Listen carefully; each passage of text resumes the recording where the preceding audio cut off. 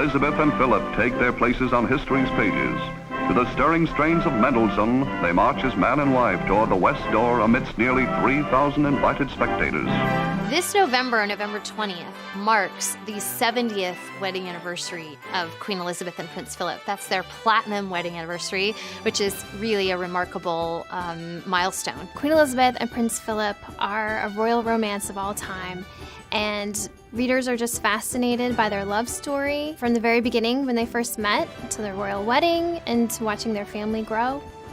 I, Elizabeth Alexandra Mary. Take thee, Philip. Take thee, Philip.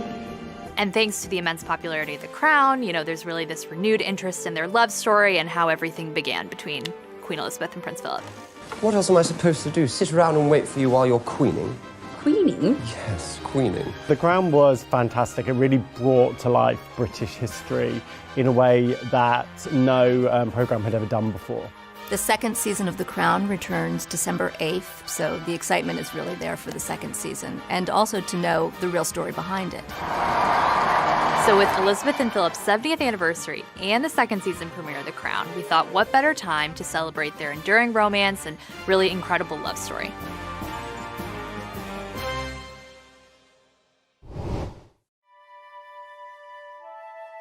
I have seen firsthand what it is like for a royal family to be overthrown because they're out of step with the people. I left Greece in an orange crate. My father would have been killed. My grandfather was.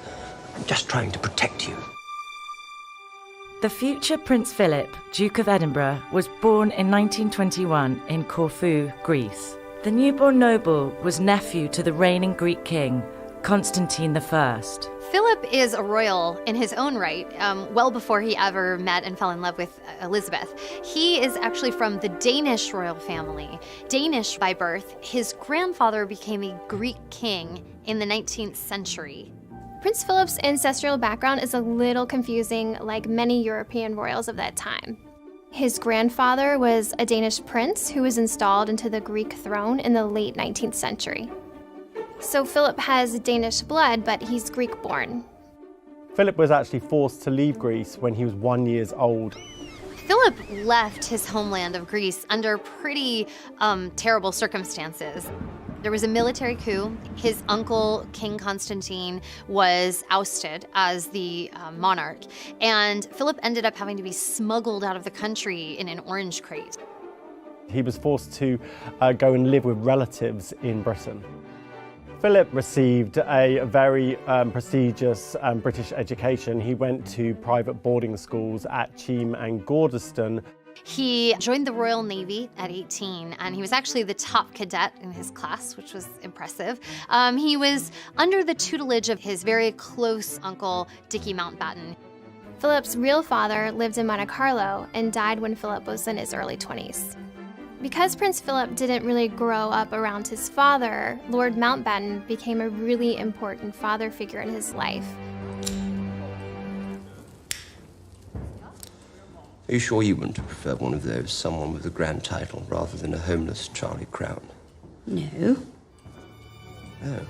In The Crown, Philip is portrayed by Matt Smith. The 35-year-old actor is best known for playing the title role in the hit BBC series Doctor Who. Well then, no time to lose. I'm the Doctor. Do everything I tell you, don't ask stupid questions, and don't wander off. When I first found out that Matt Smith was playing Philip, I found it quite strange, and I was scratching my head because you always imagine Philip as he is now as an older gentleman, and Matt Smith is quite a hot actor. And then when you saw him on screen and he played such a sizzling portrayal of him, and you look back at the photos of Philip when he was younger, and he was a very, very strikingly handsome man. And Matt really captured his physicality, but also his personality. Try and get some sleep. You too? A naval officer's stag night. Chance would be a fine thing.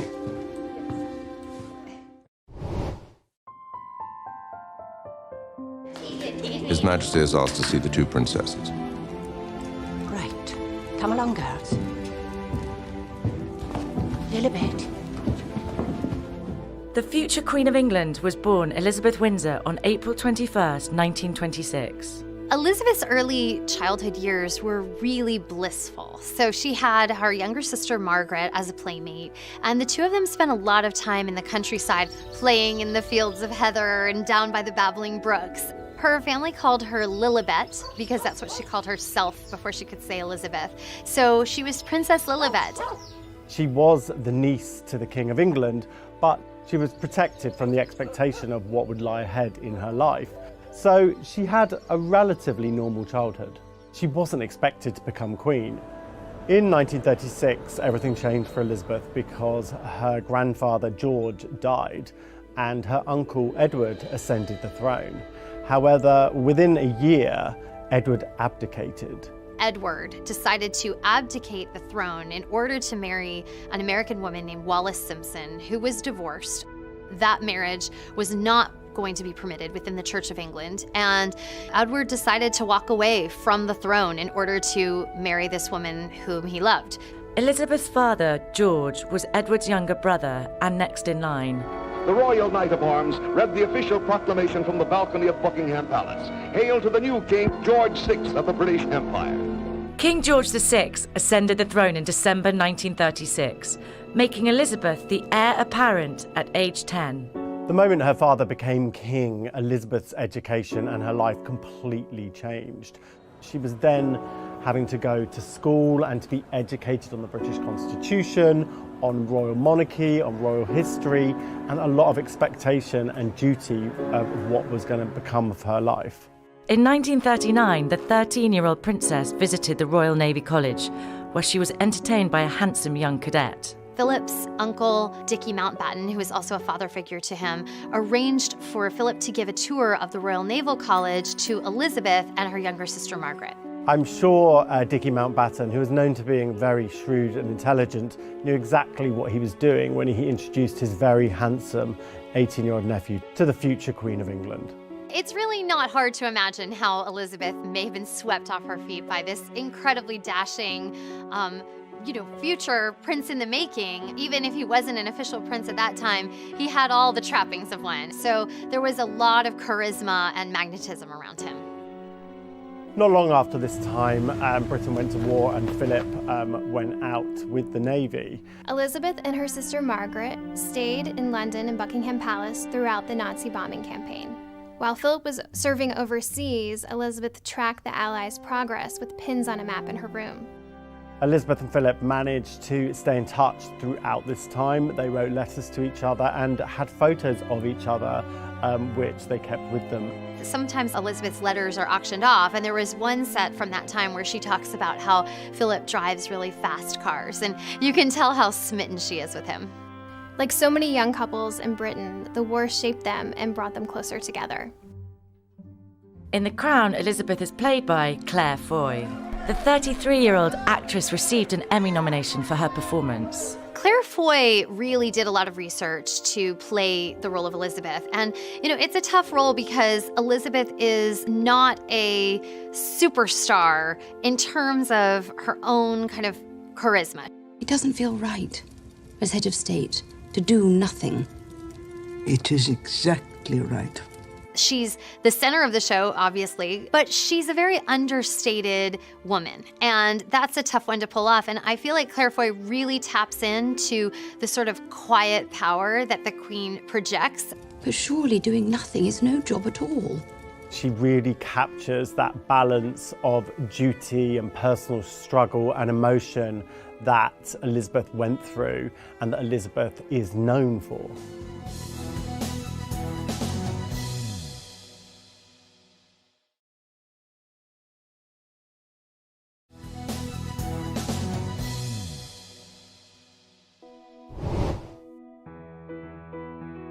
Apparently, there's a large breeding herd of elephants at Treetops, so we've got to get there early. Not too early, I hope. Don't worry. What else have you got in mind for our little holiday? Elizabeth and Philip were first introduced in 1939.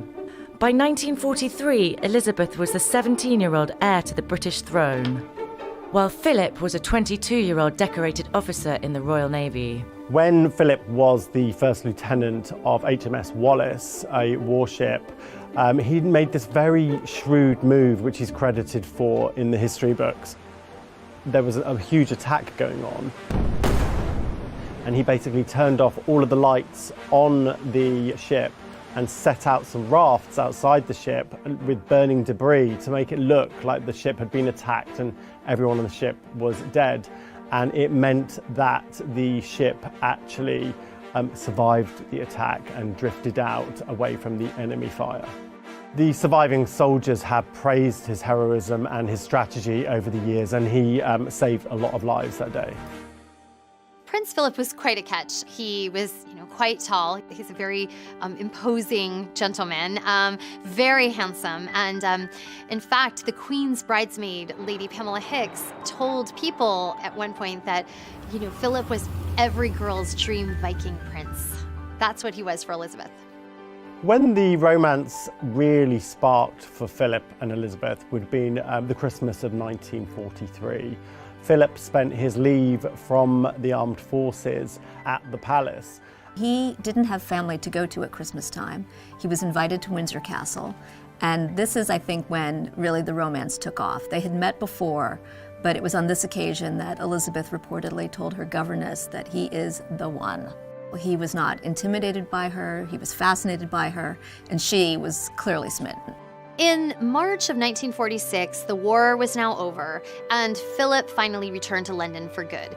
And the place he couldn't stay away from was Buckingham Palace. And of course, the reason was that Elizabeth was there, and he wanted to see her as much as possible, and she wanted to see him.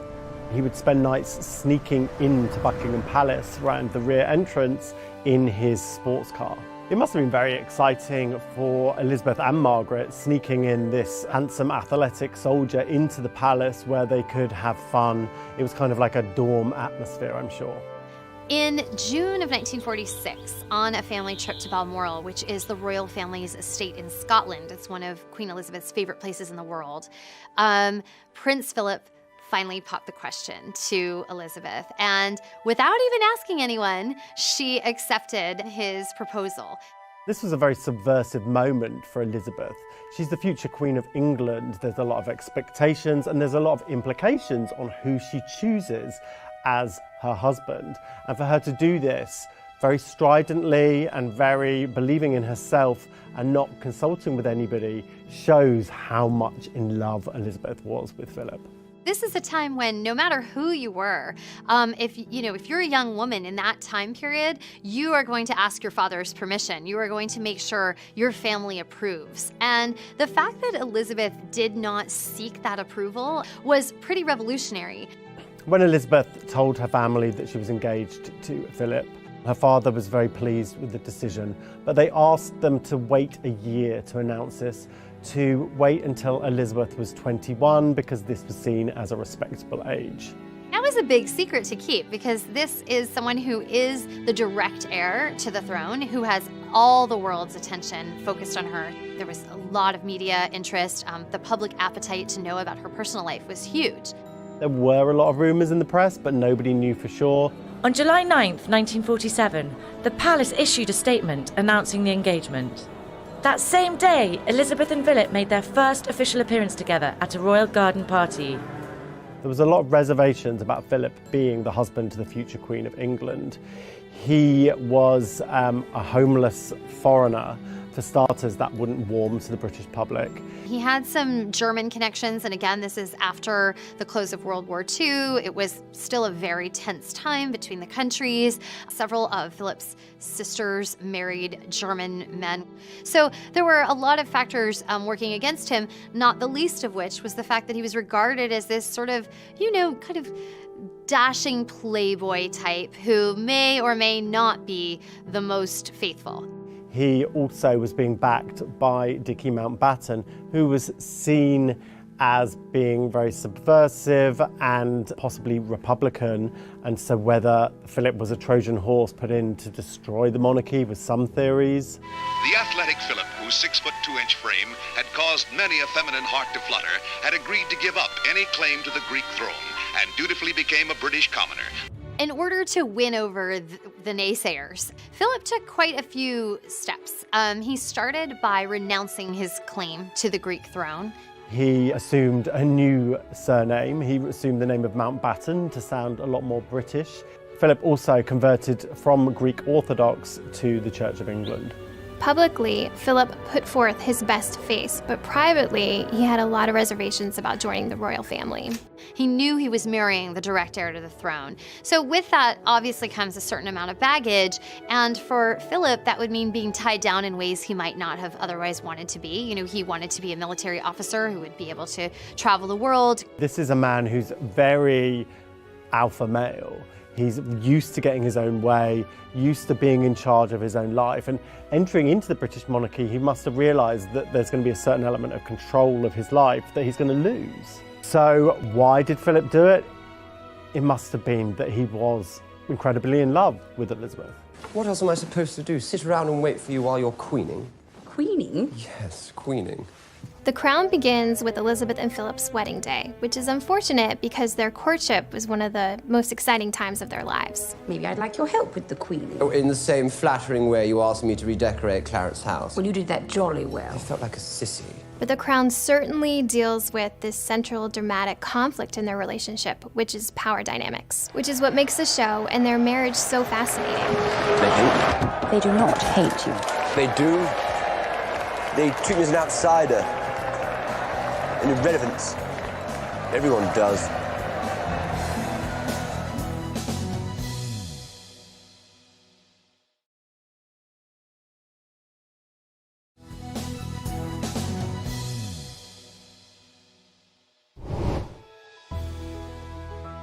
It's quite a victory. There wasn't a single person supported the match, not a single ally at court or in government.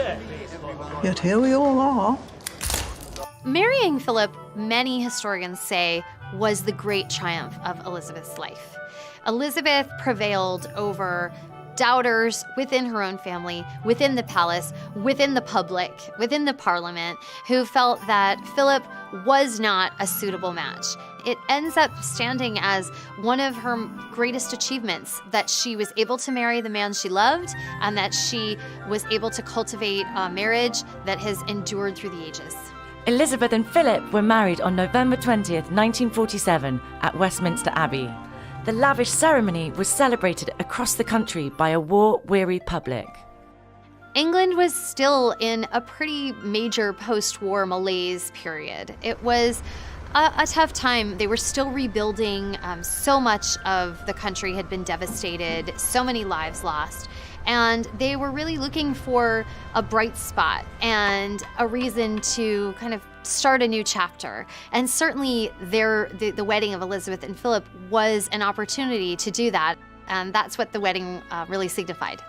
This was the first time ever that a wedding like this was broadcast to the world, and 200 million people tuned in.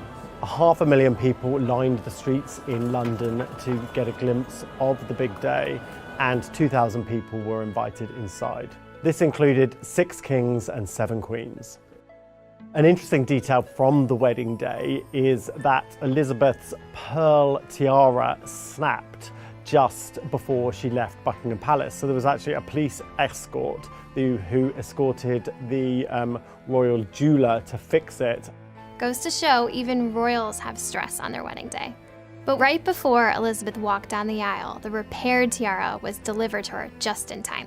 Elizabeth's very lavish wedding dress was designed by Norman Hartnell, who was a very well-regarded British fashion designer at the time who had worked with the royal family. And he created a fairy tale gown for the then princess. It featured a sweetheart neckline, a full princess ball gown skirt, and 10,000 hand-sewn pearls. One thing that was interesting in the wedding between Elizabeth and Philip was the language. The traditional vows include the word obey, and because she was a future sovereign, the government didn't want to have her obeying anyone except for the laws of the land and not her husband. To love and cherish and obey. There's a scene in The Crown when the vows are taking place. Obey? She insisted. It was discussed. And Winston Churchill's wife asks him, "Obey, really?" And he says, yes, she insisted. Elizabeth has always been clear that in addition to being a monarch, or at that time the future monarch, she's a wife and she wanted the traditional vows. It might seem like a small detail now to us, but at the time it was a big deal to keep that word in and to have a future monarch vowing to obey her husband.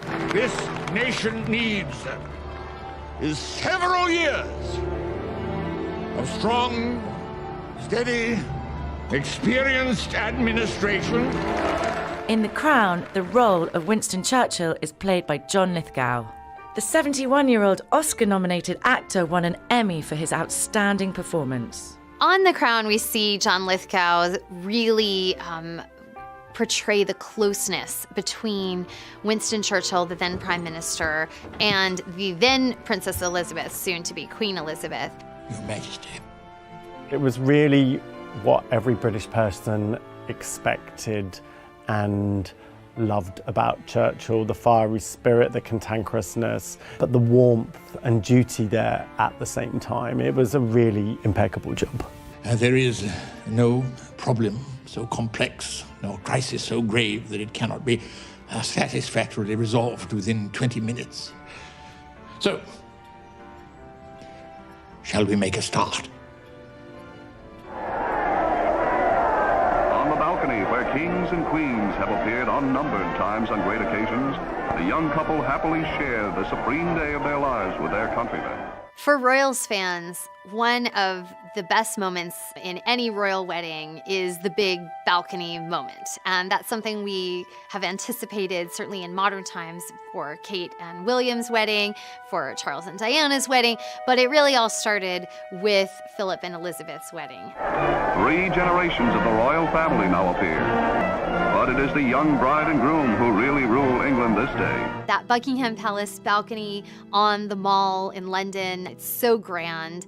And seeing them walk out in her wedding splendor and her handsome prince, it created a groundswell of joy and excitement and celebration for the people of England and the United Kingdom and really all around the world. It was clear that the whole royal family were really happy in these photographs. You've got the mum who's beaming, you've got the king who's beaming. It really was an amazing celebration. What it signified in that one joyful moment was the dawn of a new era, of a new royal family that was putting on display some of the pageantry that in the past maybe had just been kept amongst themselves. It was now shared by the nation and the world.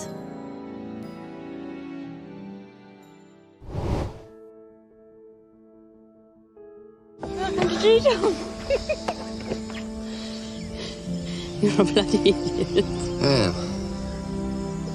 After Elizabeth and Philip married, they had this sort of golden honeymoon period. She was not yet queen, she was still Princess Elizabeth. Her husband was serving in the Royal Navy. This is a time where they're living a really normal life, and this is when they start a family.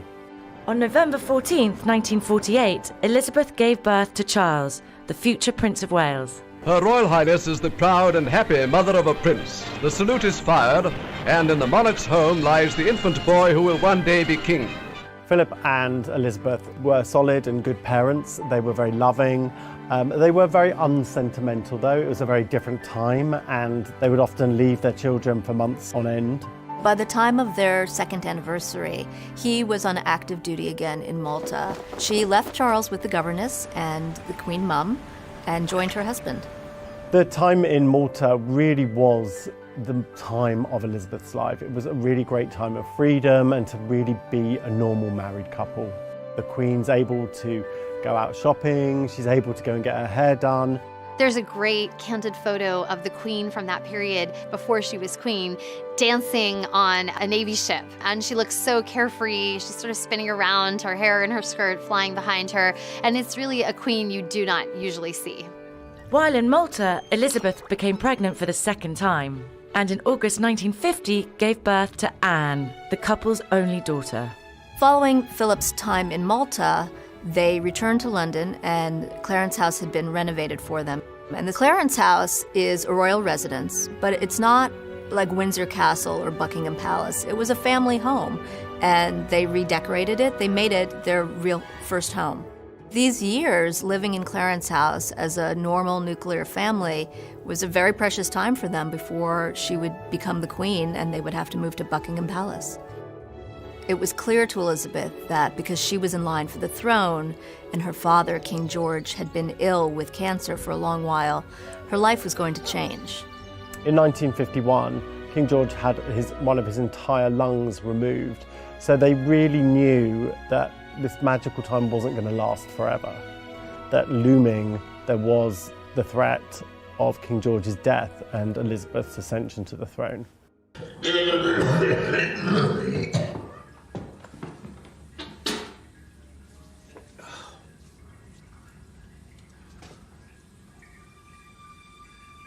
In The Crown, King George is played by Jared Harris. The 56-year-old actor is perhaps best known for his role as Lane Price on Mad Men. You and I are going to address that insult. Are you kidding me? No, you're a grimy little pimp. As soon as I raise my hands, I warn you, it shall be too late to run. Jared Harris really portrayed King George as a very empathetic figure, a very caring and kind figure. In case you're wondering, I haven't anything specific to say. Just wanted to spend time with you. Through the lens of The Crown, you could really tell that Elizabeth had a great relationship with her father. He did a great job at preparing her to be the Queen of England. In real life, Elizabeth adored her father. She was very close with him. She did feel a genuine kinship and affection and connection with him. And that's something that she certainly has carried through all the way to the present day. That sense of his belief in her and also the sense of family duty. On February 6, 1952, King George VI died of lung cancer. He was 52 years old. Elizabeth was in Kenya when she received the news. The 25-year-old princess was now the Queen of England. I should be the one to tell her. Pretty much exactly as it's depicted in The Crown, Elizabeth and Philip were doing a tour of the Commonwealth because at the time George wasn't well enough to do that. So she had already sort of started stepping into her father's shoes, and she happened to be in this very remote location when they got the news of his death. Philip gave Elizabeth the news, and from this moment forward, they knew that their lives were never going to be the same again.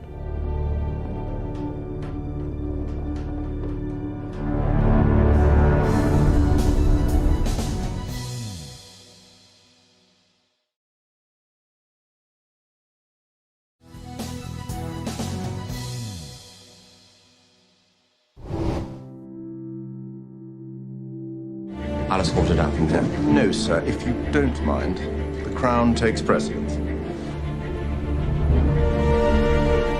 In 1952, Elizabeth and Philip were in Kenya. While they were there, they got the news that King George VI had died, making her the new queen. So really, when they came home, they came back to a totally different life and totally different expectations from the life that they left. So it was really like things changed in an instant for them. Elizabeth is adjusting to a massive change, which is she is now the queen and she's a young mother on top of that. So there are a lot of competing demands and a lot of shifting power balances within the marriage between Elizabeth and Philip. There are decisions she's going to need to make as monarch that he might disagree with, that if you were a different type of couple, maybe you're going to talk it out and compromise. She's now the queen. Immediately, Elizabeth and Philip have to move from Clarence House to Buckingham Palace. And straight away, Philip is realizing that his power and his influence and his decision-making is waning, and he's losing control of aspects of his life. Clarence House. Our home? What about it? In the show, we see Philip really object to making the move from Clarence House to Buckingham Palace. We have to give it up. The home of the Sovereign of the United Kingdom is Buckingham Palace. Says who? Me. This isn't something that either Philip or Elizabeth has ever publicly discussed, but you can imagine that this was a move that would have been tough for him. This is the first proper home I've ever had. knowing that he was going to a place that was a gigantic, drafty, not the cozy family home that maybe, they had been able to craft for themselves in Clarence House, but also really in the public eye. They'd rather we didn't keep the name. Mountbatten. Who's they? Cabinet. It's none of their business. One of the first conflicts to arise once she's made queen is what the children will be named. Philip very much wanted his children to carry the name Mountbatten, as he did. The name has to be Windsor, for stability. The Queen, acting on advice and request really from the government, had to keep the name Windsor, and they did. This was one of the biggest fights in Elizabeth and Philip's marriage. Philip was really rankled about this decision. He remarked that he was the only man in England whose children wouldn't be taking their father's name. What kind of marriage is this? What kind of family? You've taken my career from me, you've taken my home, you've taken my name. I thought we were in this together. Philip is very quickly seeing himself shoved in the background here, and he doesn't know what his role is going to be. There's no textbook study for somebody being the prince consort, and so he's struggling with being emasculated and not really knowing what he's going to have to do going forward. The Duke of Edinburgh comes to vow lifelong allegiance to his queen. On June the 2nd, 1953, 16 months after the death of her father, Queen Elizabeth was officially crowned at Westminster Abbey. The coronation was televised for the first time ever, and 20 million viewers tuned in. It's the first time that a world audience has seen this kind of ceremony and gets an insight into the workings of the British monarchy. No one does coronations like the British royal family. This is a very, formal, opulent, steeped in history, extravagant ceremony that has so many layers of meaning and tradition. As the Archbishop of Canterbury confirms Elizabeth's sovereignty by placing on her head the 6-pound King Edward's crown. The pomp and pageantry of the 2.5-hour ceremony is witnessed by the Queen Mother and Prince Charles.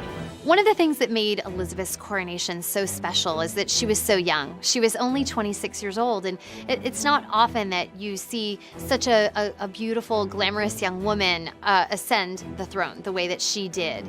It was pure spectacle as well as great grand tradition, kind of all coming together in this one massive event. With becoming dignity, the Queen walked from the chair of estate to a place near King Edward's chair, preparatory to the ceremony of recognition. She was certainly very poised that day, very calm, collected, as she really always is in these kinds of situations.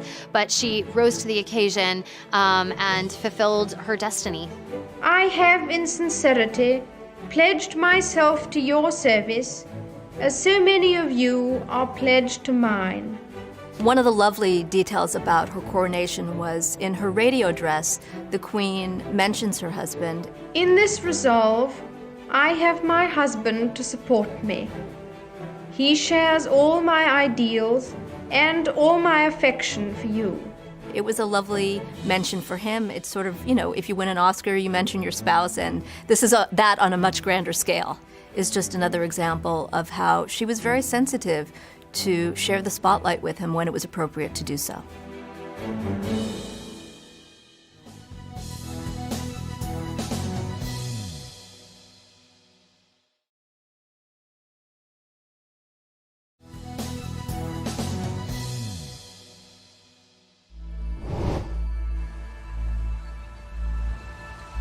Take a worm.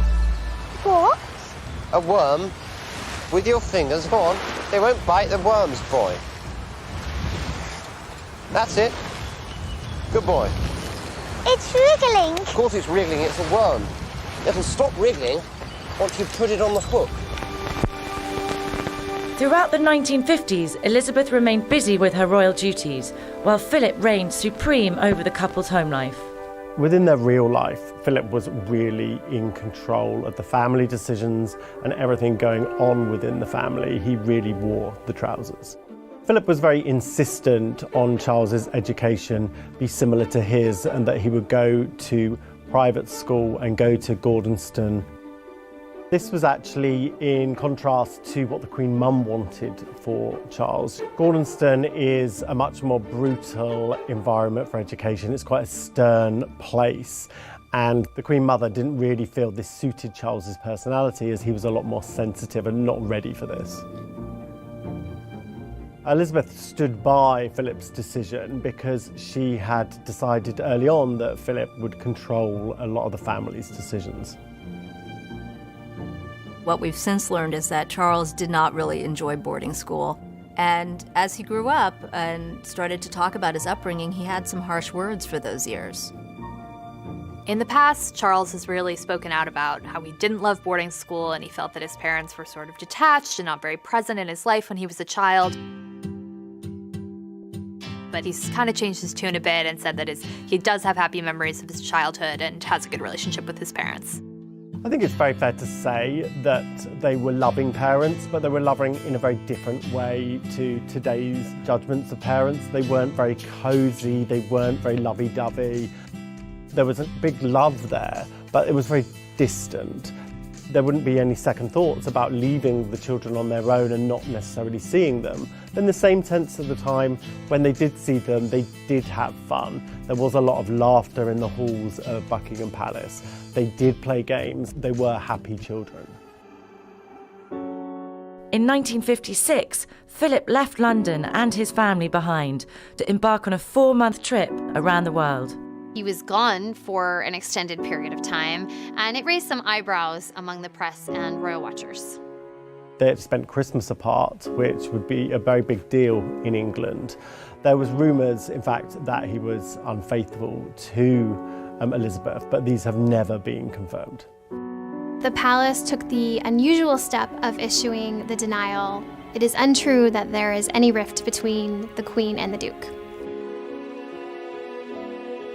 When Philip returned from sea, there was a very authentic joy between Elizabeth and Philip, which was very publicly displayed, and it dispelled these rumours. The first season of The Crown ends in 1956, before Philip set sail. But the show does deal with the whispers of infidelity. I have nothing to hide from you. Nothing.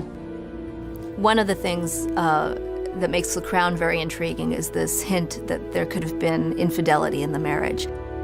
But to everyone's regret and frustration, the only person I have ever loved is you. And can you honestly look me in the eye and say the same? It does make for good drama, but when we look at the real-life situation, there are rumors, there have always been rumors, but no evidence that either of them ever cheated on the other. Before ending their vacation at Balmoral Castle, the British royal family foregather on the lawn of their Scottish Highlands retreat to allow Movietone a rare opportunity to film them all together.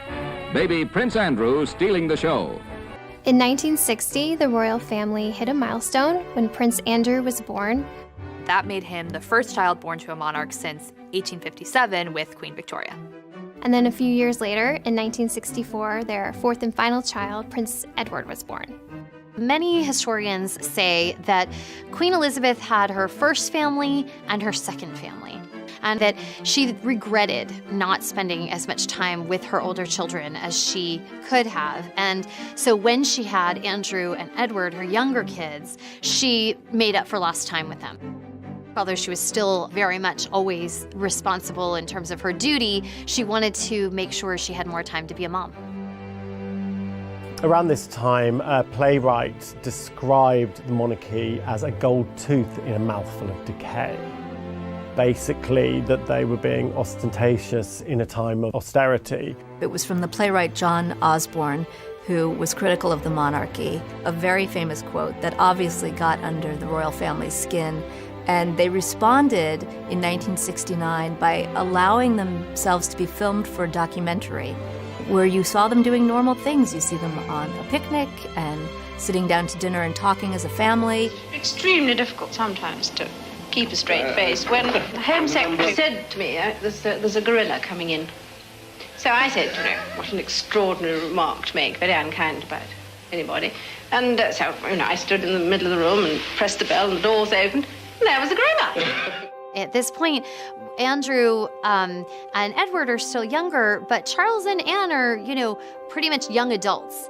And so there was some talk that they resented the intrusion. It was almost like a reality TV show before that was a thing. And it was certainly something the royal family really rarely, and if ever, does.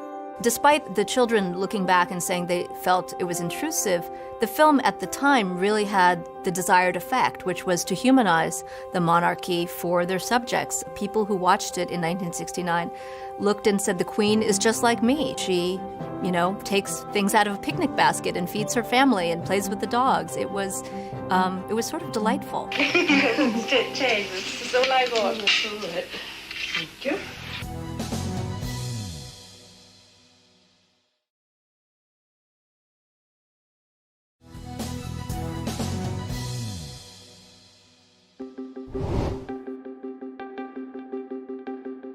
I want to thank all those in Britain and the Commonwealth who, through their loyalty and friendship, have given me strength and encouragement during these last 25 years. In the 70s, we see Great Britain go through a time of political and economic turmoil. And this is where we really start to see the Queen rise above as a figure who is apolitical, outside of debates about economics or elections. She is starting to emerge as a kind of constant for her subjects in Great Britain. Meanwhile, Elizabeth and Philip's firstborn was making more and more headlines. After much speculation throughout the 70s about who Prince Charles would marry and who would be the future Queen, Charles married Diana Spencer in 1981. Here is the stuff of which fairy tales are made. The prince and princess on their wedding day. The Queen and Philip were very happy with Charles's choice of Diana, who was from an aristocratic family, who they knew very well, and she was seen as perfect material for this role. I, Diana Frances. Take thee, Charles Philip Arthur George. Take thee, Philip Charles Arthur George. The wedding of Charles and Diana is a massive spectacle on a truly global scale. Even though the same was true at the time of Philip and Elizabeth's, things have changed. So now we have an audience of 750 million people watching it live on television. And at this point, most people have televisions in their homes. So it's really a different world. The wedding of Prince Charles and Diana in 1981 was watched by millions of people, but probably not enjoyed by anyone more than his parents, Philip and Elizabeth, who, by all accounts, spent the entire evening dancing. And then the year after Charles and Diana got married, she gave birth to their first son, Prince William, giving them the heir and, really cementing the monarchy for a future generation. And then soon after, she gave birth to Prince Harry, giving them the heir and the spare, so really even further securing the monarchy and securing the royal family's place in history. William is someone that she takes a special interest in. He is the direct heir behind Charles, and Queen Elizabeth takes him under her wing to mentor him. As he starts to become a teenager, she brings him to Windsor Castle on Sundays, where he gets to see firsthand the job in action. He's called her, the greatest teacher.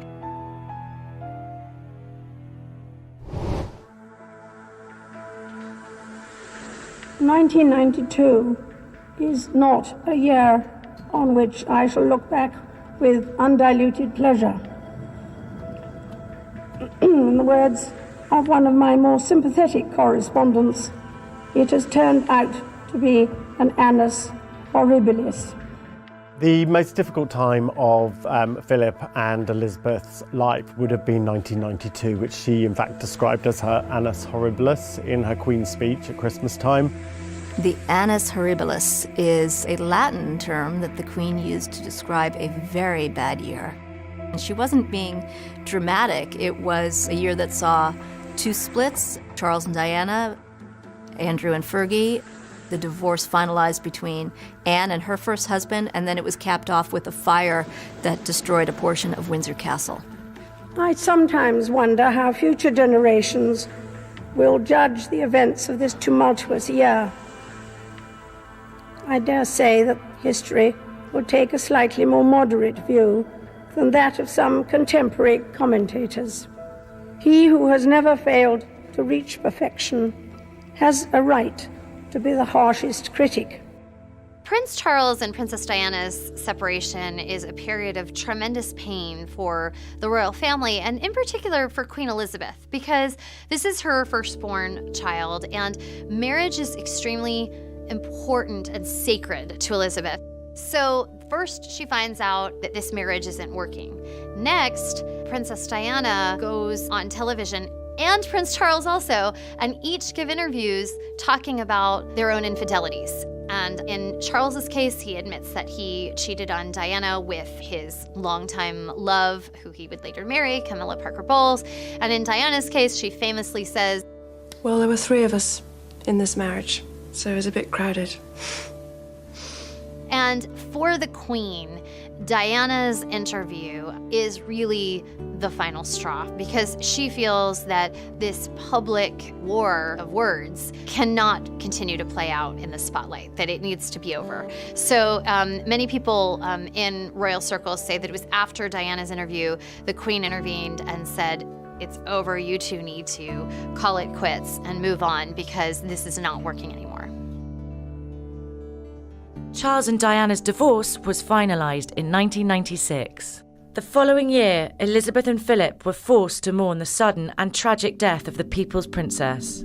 Confirmation from Buckingham Palace tonight that the world has lost Princess Diana at age 36, dead in a car crash in Paris, along with her companion of the past several weeks, Dodi El Fayed, one of the heirs to the Harrods department store fortune. The Queen's reaction was criticized really around the world, especially, however, among the people of the United Kingdom, who were really grieving in their own way for this beloved princess.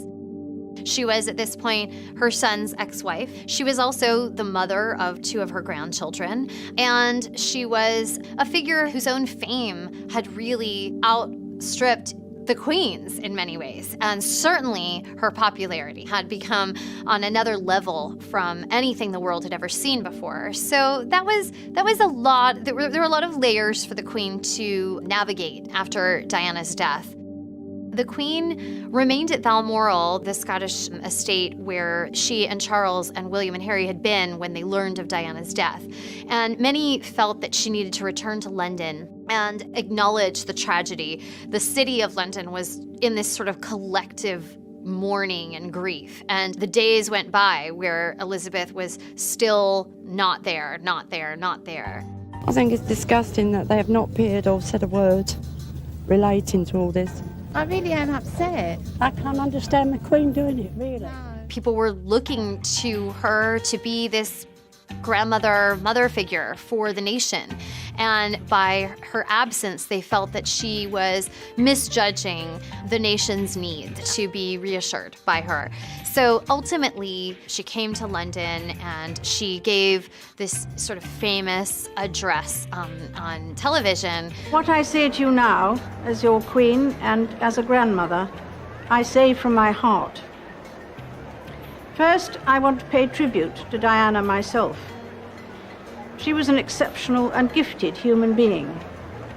In good times and bad, she never lost her capacity to smile and laugh, nor to inspire others with her warmth and kindness. It was, a very difficult thing for the Queen to do. It was certainly an unconventional thing for her to do. In her mind, this was not her role, but ultimately she fulfilled it. I admired and respected her for her energy and commitment to others, and especially for her devotion to her 2 boys. She, received her fair share of criticism for the choices she made, but ultimately was sort of redeemed, at least to an extent in the public's eye, by her speech. I hope that tomorrow we can all, wherever we are, join in expressing our grief at Diana's loss and gratitude for her all too short life. May those who died rest in peace, and may we, each and every one of us, thank God for someone who made many, many people happy. This situation was portrayed very evocatively in the film The Queen, which was put together by Peter Morgan, who actually created The Crown too. I don't think I shall ever understand what happened this summer. Well, the circumstances were exceptional, ma'am. And in the end, you showed great personal strength, courage, and humility. You're confusing humility with humiliation. Peter Morgan has really made a career of portraying Elizabeth and the real personal side of Elizabeth, and that's exactly what he does so well in The Crown. And the producers of The Crown have said that their hope is to go all the way through with the Queen's life through the modern day. So eventually we will see this play out in The Crown. It is a chance to show to the whole world the British nation united in grief and respect.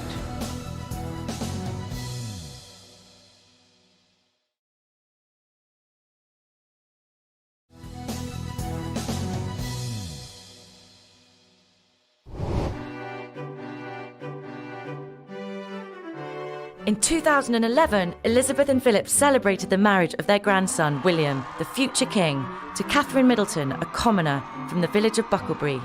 William's marriage was a pretty significant break from tradition for the royal family. This was the first time that a direct heir to the throne had married someone who is not an aristocrat, not from a noble family. In fact, Kate's parents had once worked as airline stewards, and they're self-made entrepreneurs who built a business from scratch. They got in early on e-commerce and built up a party planning business online. And so Kate is not from a family that would have historically been considered suitable for marrying into the royals. In the 70s, when Prince Charles was looking for a wife, there was very strict guidelines about who could be a princess and whether they would have to be a virgin, whether they would have to come to this particular family. And the Queen really lessened those restrictions and has advocated for Prince Harry and for Prince William just to basically follow their own hearts and to choose who they want to marry. We're watching for an engagement announcement from Prince Harry, who has been dating the American actress Meghan Markle, and she could be the next princess. There is so much about Meghan that would make her a completely different kind of royal bride should Harry propose. She's American, for starters. She's an actress. She's very independent. She has a biracial background. She's very, proud of her mixed race heritage and has spoken about that in the past. And she's divorced. So all of those factors are really something that half a century ago would have been unheard of for someone considered a candidate to marry into the royal family. The other news we're following is the pregnancy of Princess Kate with her third child. That will make for Philip and Elizabeth a sixth great-grandchild, and I'm sure they're very excited, as we all are. Happy birthday, Your Majesty. Happy birthday to you. Elizabeth made history on April 21st, 2016, when she became the first British monarch to celebrate her 90th birthday. And it's not the only milestone Elizabeth has set. She is also the longest reigning British monarch in history. She's now reigned 65 years, which is a really remarkable achievement, unparalleled. As a queen in her 90s, she still maintains a really active schedule, and while she has handed off some of her royal duties to her children and to her grandchildren, she's still really busy. In the summer of 2016, Philip actually retired from royal duties. I'm sorry to hear you standing down. I'll stand up much. He was the longest serving consort to the monarch that has ever happened. I think he did 22,000 royal engagements, thousands of speech, and he did a lot of good. Over 70 years, their love has endured and stayed really strong, and members of their family have said that Prince Philip is really the pillar of strength that has kept Queen Elizabeth going and kept her grounded throughout her, 65-year reign.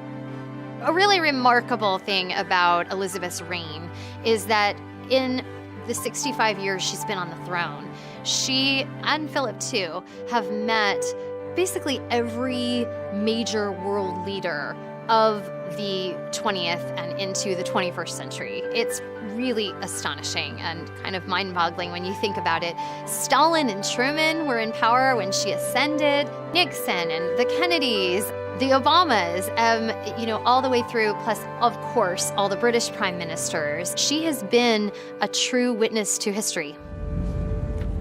I am aware that I'm surrounded by people who feel that they could do the job better. Strong people with powerful characters. More natural leaders, perhaps better suited to leading from the front, making a mark. But for better or worse, the crown has landed on my head. So the big question when everybody watched The Crown was like, what does the Queen think? And it's been reported that she has watched the show. She actually loves soap operas, and that she gave her royal seal of approval, and that she likes the portrayal of her and Philip's relationship.